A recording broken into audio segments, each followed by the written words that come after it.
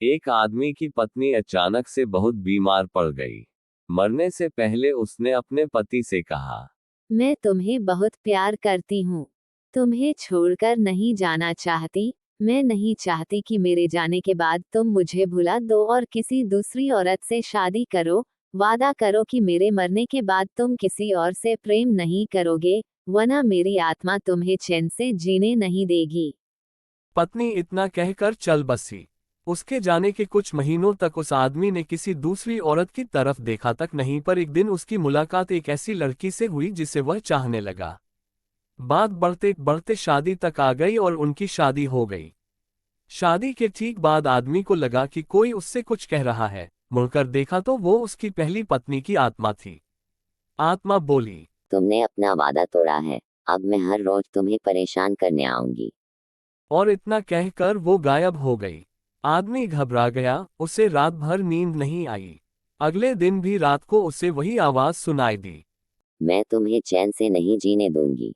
मैं जानती हूँ कि आज तुमने अपनी नई पत्नी से क्या क्या बातें की। आदमी डरकर कांपने लगा।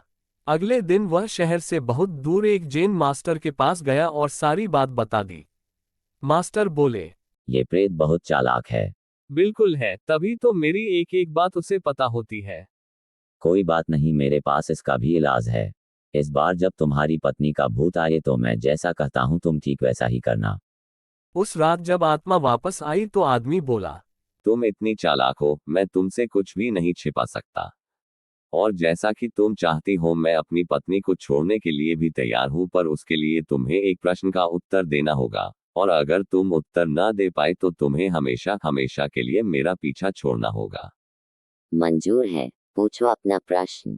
आदमी ने फौरन जमीन पर पड़े बहुत सारे छोटे छोटे कंकड़ अपनी मुट्ठी में भर लिए और बोला, बताओ मेरी मुट्ठी में कितने कंकड़ हैं? और ठीक उसी समय भूत गायब हो गया। कुछ हफ्तों बाद वो एक बार फिर से जैन मास्टर के पास उनका शुक्रिया अदा करने पहुंचा।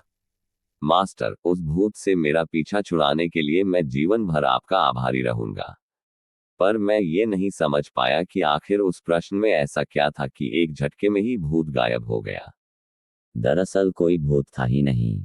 दूसरी शादी करने की वजह से तुम्हें एक अपराध बोध महसूस हो रहा था और उसी वजह से तुम्हारा दिमाग एक भ्रम की स्थिति पैदा कर तुम्हें भूत का अनुभव करा रहा था।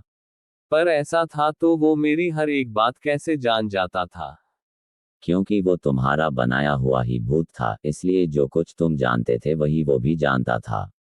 और यही कारण था कि मैंने तुम्हें वो कंकड़ वाला प्रश्न पूछने को कहा, क्योंकि मैं जानता था कि इसका उत्तर तुम्हें भी नहीं पता होगा और इसलिए भूत भी इसका उत्तर नहीं दे पाएगा और तुम्हें तुम्हारे दिमाग की ही उपज से छुटकारा मिल जाएगा। उद्धरण